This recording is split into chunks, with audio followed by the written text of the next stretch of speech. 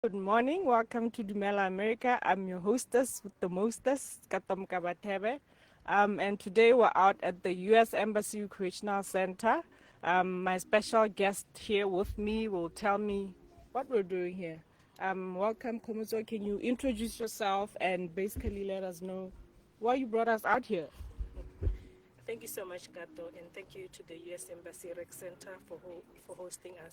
My name is Captain Kgomotso Phatsima. I'm the president and founder of Dare to Dream. We are a social enterprise based at the Botswana Digital and Innovation Hub, dedicated to advancing youth, women, and girls in STEM as well as aviation and aerospace. We are here today for a first showcase cultural exchange of robotics and coding between our students from the United States of America and our students from Botswana. Okay, so just a little bit more into your organization, Dare to Dream. That's a really cool name, by the way. I love it. What is your mandate with the organization?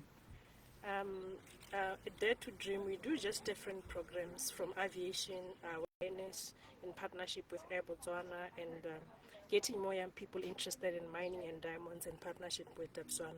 Today we are in a program called First Lego League, where we are partnering with Swerve Robotics from the United States of America. We just have different partners that are pushing the milestone to encourage more young people, especially the girls and young people from rural and undeserved communities, to pursue careers and business opportunities in the fields of STEM, science, technology, engineering, and mathematics. Okay, that sounds really fancy. And I must say that is an industry that is not very popular here in Botswana, especially when you talk about robotics. Like that is an extremely niche market. So, what got you into this field? Um, the world is changing. There's a lot of things that happened after COVID 19 that brought the world to a standstill. It is very, very important for our young people, for our country to advance in the technologies that are going to take us to the next level. For example, our Vision 2036 is to achieve a knowledge-based economy, science, technology, engineering, and mathematics, robotics and coding, artificial intelligence. Those are the bedrock to take us to the next level and to be able to achieve our vision of achieving a knowledge-based economy. Do you have qualifications in any of in that field, or it's just something you discovered and decided to pursue? I'm very passionate about robotics and coding, but my qualifications are completely different. I just lead the programs, and we have young people that are trained to push the programs that have computer science and innovation and technology background. Okay.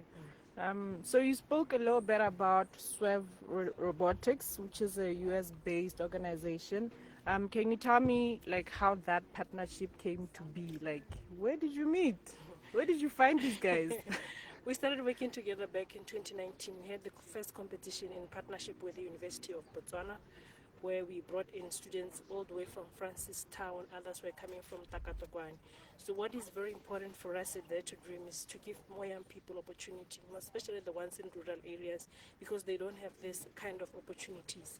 So we made sure that we did that competition. Since 2019, we have been working on this program, but I must note that last year, 2024, we had the opportunity to partner with the Ministry of Technology and Innovation, and our young people went to compete in Rwanda, where they came very, very victorious. So it means that our young people are really getting their skills and innovation by competing with others in the African continent and emerging victorious. And one of the best thing about this program is that our young people come up with solutions towards our most pressing problems and use technology. So this program gives them the opportunity to come up with, to have problem solving skills, presentation skills, innovation and technology. So this is really a very great program to incorporate in our school curriculum. Okay, so in somewhere in all of that, you got to link up with Swerve Robotics. Yeah. Yes, yes. Okay. We started in 2019, like I said, in partnership with them from the Okay. Wow, that's University a of long Botswana. partnership. Yes, Since yes. Since 2019. 2019. Wow. Yeah. Okay. So I've done a little bit of research on you. I know you are a Mandela Washington Fellow. So I'd just like to know, how did that program impact your life and the work that you're doing now? Yeah, I started Dare to Dream I was one of the first female military pilot in Botswana Defence Force. So after qualifying as one of the first female, I started Dare to Dream to inspire more young people to consider careers. And it was aviation first and then STEM. And then from there, I was chosen for the Mandela Washington Fellowship as well as the International Visitor Leadership Program, IVLP. Wow, okay. So I had the opportunity to tour the United States on a leadership program. Also in 2018, I was also chosen by Obama Foundation Africa Leadership Program when President Obama was in South Africa. I was one of the young people chosen amongst the 200 that were the African young people that are trying to change the world. So that program has really opened up my mind to a lot of opportunities, networking opportunities, and also to see the world. This is why these programs that we are doing are important. It's those things that you learn out there that it's really possible for you to be successful in life and now bring down the ladder and help more young people also to advance our country. Wow, that is wonderful. So you work with schools in Botswana. How would you rate the students' skill sets in robotics and coding and whatnot? Hey, our students are very, very exceptional. I think Wow, one of okay. the things that we lack is funding and also to be able for them to have robotics and coding kits. And just that it's a very capital intensive project, so it needs a lot of funding. But apart from that, our students are very, very exceptional. This is why we went to Rwanda and then we managed to emerge victorious. We beat the Rwandan students, the Ugandan students, the Nigerian students, the Ghanaian students. So it shows that even the young people in the rural areas, they are very, very exceptionally brilliant and they can take this country to the next level. And they're able to learn technologies and the new things that are going on in the world. Okay, and from me, I would like to thank you for giving our young people that opportunity because where else would they find it? So thank you so much, Kgomotso. It was lovely talking to you and keep up the good work. Thank you, Gabdo. I appreciate it. Yes. We have three more guests, and our guest next is Heidi, who is one of the people who lead the organization, Swerve Robotics, and we're just going to have a quick conversation with her and tell us what she's doing in Botswana. Hi, Heidi. Can you Hello. introduce yourself, please? Yes, my name is Heidi Lovett, and I am from Washington State in the United States. Okay. A little bit about me. I have a background in theater, Wow. and Theater and robotics. yeah, it's not the obvious choice, I know. but my firstborn son was an engineer from the beginning, and he was taking everything apart, and so I needed to find something that was productive and good for him to be doing. So I started a first Lego League team. We found the program, and okay, this is fun. We ended up taking 10 homeschooled students to the World Championships that first year. And I saw the impact it had on every one of those kids. And I realized that that's something that every student on the planet needs to have. Absolutely. So Absolutely. I've been working ever since then to expand access and reach to students globally. Wow, that is great and an interesting background. And what brings you to Botswana today? We're out here at the U.S. Embassy, attending an event that your organization and Dare to Dream planned. So just tell us a little bit more about that. Yeah, so as Captain said, in 2019 we started the program here, and then COVID shut everything down, and so the shutdowns we're having to reboot, and realized that the access is limited a lot because of financials. So we decided that maybe this trip we needed to be advocating more in the government and the private sector to find more financial support for the programs, because this is the future for the youth of Botswana. Okay. We had a little conversation on the sidelines earlier, and you told me that this is not your first time in Botswana. It is not. It is. So how has your experience been so far? Well, the first time I came was in 2015 with family. Whoa. And That's, what, it's 10 years 10 years ago. Okay. Yeah. And it was my uncle and my aunt who's from Botswana. And Okay. so I met her family, and that's when I realized that the students here don't have access to the program. That's very And that's true. what started the program, started us looking for a partner. Since then, it's just been amazing to bring Yeah. students from the United States to Botswana, a country that I absolutely love, Yeah.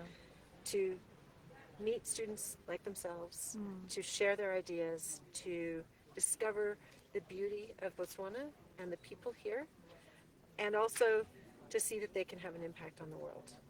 So for me, it's been an amazing experience every time I've come.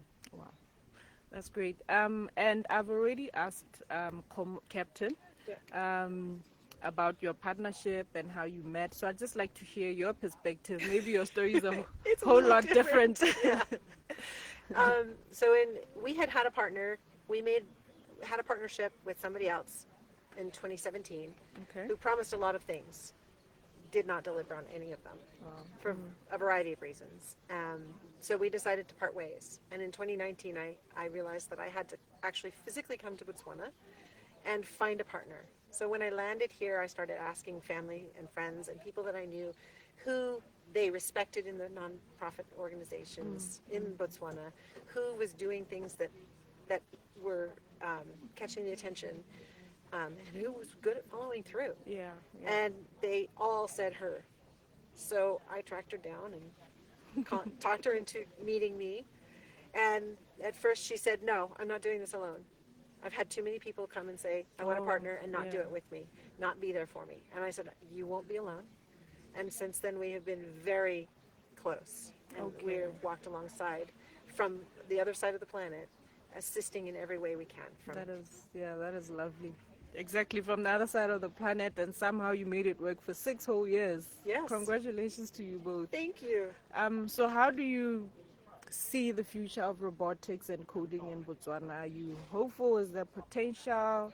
I think if we can help the business leaders and government leaders to really see its impact, I believe that this could be in every school. I know that Rwanda has done that very well, and Botswana is just as good, if not better, than Rwanda with regard to the creativity and the intellect of the people. So the only thing that's really holding them back is financials. So we're working to find ways to make the program less expensive. We haven't solved that yet, but we're working on that. And I'm optimistic because I see the impact on these students, and if they can get the attention of the leadership to say, wait, this is important, we do need to support it, then I think it'll change everything for the country, and it is the future. Yeah. So you came with students from the US, Yes. and they're interacting with some of our students here from Botswana. How has that relationship been going? It's been really interesting, and I think at first they weren't sure how to connect, how to even think. They didn't know what to expect from the students here, but they're discovering that they are way more capable and way more savvy than they initially thought. That's great. Thank you so much, Heidi. Thank you. And thank you for the good work as well. Keep it going. Thank you. Our next guest is one of the students from Botswana who work with Dare to Dream and Swerve Robotics. Hello. Hi. Can you introduce yourself? I am Dumela, currently under Swerve Robotics but schooling at Naledi Senior, and I've come here to showcase my skill set on robotics and technology, as I have always wanted to do this. Okay, so you said you've always wanted to go into robotics. What gave you that inspiration? Like, where did you get that idea? We don't grow up with robots around or any of that fancy technology. So, well, when I was a kid, I used to dismantle things in the house. I used to just like you, I used to bring everything apart, and my parents were like, you need to do something with those hands because you're going to finish everything in the house. And I was like, actually robotics can actually help me do this because it deals with dismantling, it deals with putting up, it deals with inventing, and also designing. So I thought that this is my passion, this is my dream, and this is where I can shine as a student, as a child of Botswana. Okay. Yes. I thought you'd bring me like a design, a robot or something. Yeah, I could get you a robot design, but then they're still using it that side, and I wouldn't want to disturb them that side. Yeah. That's fine. That's very noble of you. So what would you say, like, what do you make your robots do? What's happening over there? Well, robotics is aimed at a challenge. You are given a challenge, you are given a mission, and as you have the intellect, the creativity to work against missions and to work with missions, I create a robot that is going to work and solve that mission, that is going to work with the stimulants of the external factors, and that is going to solve those missions. Okay, so what's your mission right now? Like, what are those ones over there? What's that mission? Right now we have a printer mission where you push in the papers and you lift up the lid so you can take out the printed papers. Wow, you need a robot for that. Some people are just like, we need robots for everything nowadays. Absolutely. Yeah. If you could design one that washes the dishes, please. It's already there. The dishwasher is already there. Okay. Yeah. So this is a question that I know, like a lot of younger students would say, robotics, that's hard. The coding, that's difficult. Would you say it is, and would you recommend someone to take it up? Coding is not actually really hard. I thought it was hard for me, but then I discovered other various codes that are not really that hard. For example, the block-based coding is just sentences that you put in software, and that software then translates it to the robot that it can do that way. Okay. Yeah. And I would really encourage anyone who is adamant about technology, about robotics, about developing that, give it a try. Nothing is ever hard. You always find a way to do everything. Absolutely. Yes. So Heidi, through Swerve Robotics, came with some students from the US, and I hear you've been working together. How have you been working together, and what do you see the benefit in that? Actually, the ideas that we had went open to everyone, but then as the students came, we gradually opened up to them. They taught us their skills, we taught them our skills, and then we found out that we can really work with them, we can really make something tangible with them, because we can't do anything alone. Yes. Because our scope is only based in Botswana, so we needed someone from outside to come and help us and expand our ideas. And I'm really thankful for Swerve Robotics for bringing people here to help us and to also innovate us with their tech. Stronger together, right? Yeah, stronger together. Absolutely. So this is a question that you probably get a lot. What do you want to be when you grow up? Like, do you see a career or a business in robotics, or what is your plan? Yeah, I see a career in robotics because I would want to partake in computer sciences and deal overall with the internal aspects of computers, the technology of computers, the languages of computers, C++, C#, JavaScript, because I would really like to get in the careers of robotics, being a computer science doctorate. I wish you the best of luck with that. I have no doubt that you're going to be able to do it. So look forward to seeing you in your fancy designs in the future. Thank you, Sako. Thank you. Our next and final guest represents one of the students from Swerve Robotics. I'll allow her to introduce herself. Hello. Hi, thank you so much for this opportunity and giving Absolutely. me the welcoming speech. So, hi, I'm Bharvi Doshi. I am 16 years old and I am from Washington, United States of America. So, I have actually done FLL since I was about 8 or 9 years old, so 4th grade in our system. And so, I've done 5 years of FLL for your first LEGO League, and this is going to be my 3rd year of FTC or First Tech Challenge. Okay. Fancy. I know! So robotics has you traveling, so that is great. Is this your first time in Botswana? Yes, this is my first time in Botswana. I have been to Africa before. Oh, I was okay. in Kenya and South Africa for a family vacation, but this is my first time in Botswana. Working. Yes, working. Yeah. So I'm sure you had like your own ideas before you came here. What would you say surprised you the most? Whether pleasant surprise or like a culture shock type of There's thing? 2 main things. The biggest Okay. culture shock was the weather. So right now it's winter time for you guys.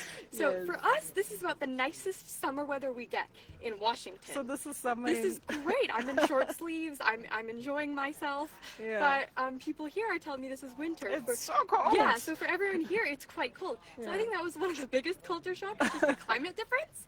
And the second thing that was surprising is the students here are very similar to us. Like, when you talk about like global exchange or 2 different cultures, the first thing you think of is differences. Oh, they're going to be very different from us. We aren't going to get to know each other well. But when we actually went to like the cultural exchange, we work with the students here.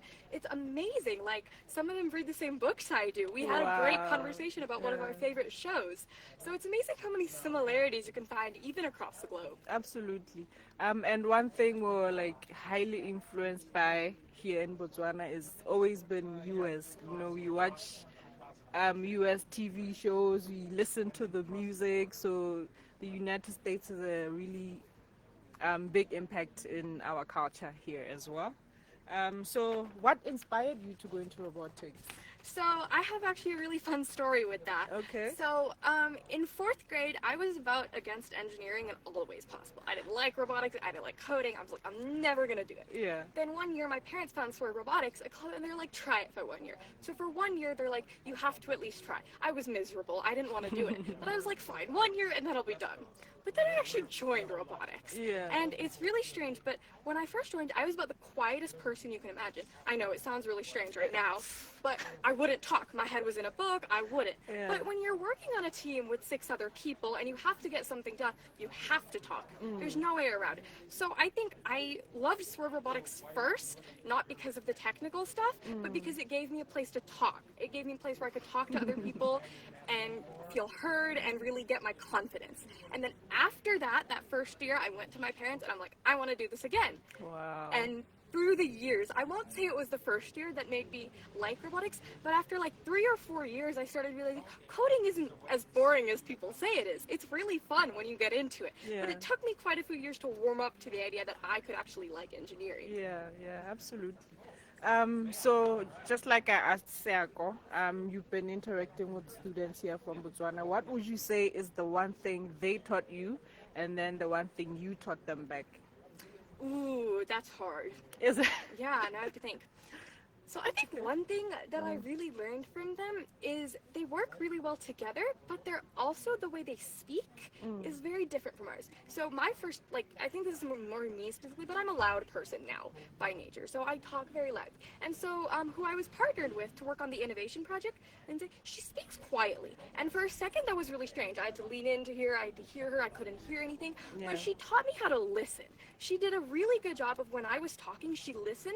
And when she talked, I learned how to listen. I learned that I don't need to speak super frequently. Listening is a really important skill. So I think it was actually something that she first taught me, that you don't need to speak loud to make your presence heard. Yeah. She made herself heard without ever speaking louder than at all. And then I think something I taught them, I'd like to say confidence. So like I said, when I was working in Lindley, she was really quiet. She was really worried that because in project it's so much talking that we're doing at our station that she wouldn't be able to do it. But as I worked with her, I told her she knows what she's doing. Yeah. She absolutely knows what she's doing. She knows her project really well. So I think I like to say that I got her to open up a little bit, and now she's running that station by herself. Well, I'm talking here. Those are life lessons that you both Absolutely. learned. So I see you brought us something cool over there. Yes. Can you tell us about it? What am I looking at? Sure. Show our audiences a little bit. This is a Spike Prime robot. So this is the robot that they use in FLL, or First Lego League. And Okay. so very quickly I can break down. So in First Lego League, you're allowed 4 motors. So these 2 motors are the large motors, or the motors that are connected to the wheels. And they basically drive the robot. And then right here, we have 2 medium motors where the gears are. And these motors are where you can attach attachments to. So attachments are basically Lego creations you make that can attach to the robot, and they help move. So you can make the robot and those parts move to interact with the missions on the field. So this is just basically a very base version without any attachments of the Spike Prime robot that thousands of students globally use to code. Absolutely. I mean, to me, it looks so cute. I know. But I'm sure the process is not, and there's a lot of things that went into creating this little cute thing. So good work. So thank you for coming. The program is about to start, so I think we should say goodbye. All right. Thank you so much for being a part of our interview. We look forward to your future designs. Thank you so much. Have a good day. Can you say Dumela America for us? Dumela America! Thanks a lot. And that is the end of our podcast. I'm about to get up and go join the party. But this has been a really interesting conversation with our people. It is wonderful to see the partnerships between US companies, US NGOs in partnership with Botswana, which goes back to building our bilateral relationship together. So thank you for tuning in. Wait for the next episodes.